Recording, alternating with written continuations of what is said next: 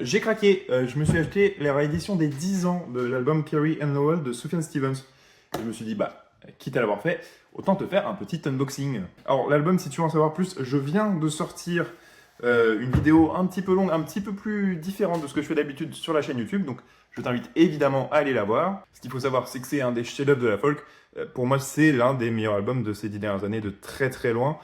Sans doute en termes de beauté pure, c'est le plus beau, hein, clairement. Alors déjà, pour ce qui est de l'emballage, on a un coffret, du coup, qui revisite un petit peu la pochette de l'album original, en format un petit peu plus Polaroid. Hein. Et du coup, bah, à l'arrière, on a la tracklist avec l'album original. Et ce qui va avec la réédition, c'est quelques démos de chansons qui étaient déjà présentes sur l'album. On a aussi une très jolie démo de Mystery of Love, hein, la chanson qui a été nommée aux Oscars, puisqu'elle est dans l'OST de Call Me By Your Name. Sinon, ce qu'on a dedans le coffret, alors on a un très joli livret avec des photos, notamment de sa mère. C'est le grand sujet de l'album, hein, Carrie and Lowell. Carrie, c'est sa mère, Lowell, c'est son beau-père, avec lequel sa mère s'était remariée.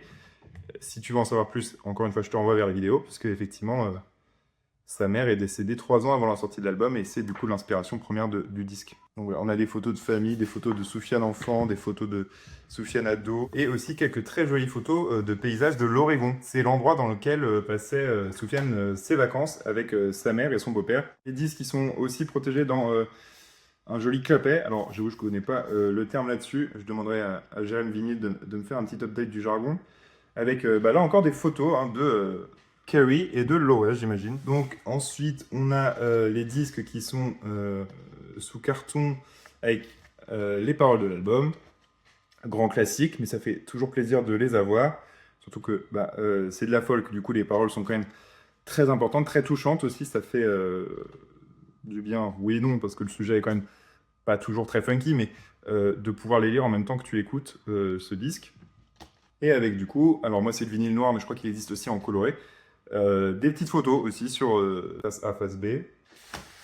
Et sur l'autre disque, du coup les face C et face D, on a bon, là encore une photo et un texte qui accompagne la réédition, un texte inédit. Et un texte qui est très très très émouvant pour le coup. C'est un texte de Sufjan qui parle de sa mère, globalement, qui parle de la difficulté qu'a été de faire cet album pour lui, dans une période qui était très sombre, hein, tu peux malheureusement t'en douter. Voilà, bon, en tout cas, c'est un album, si tu l'as pas écouté, qu'il faut écouter. C'est pas une écoute facile, parce que c'est pas des sujets faciles, mais c'est vraiment une des plus belles façons de traiter ces sujets, en tout cas. Et vraiment, c'est un disque à écouter à tout prix. Voilà.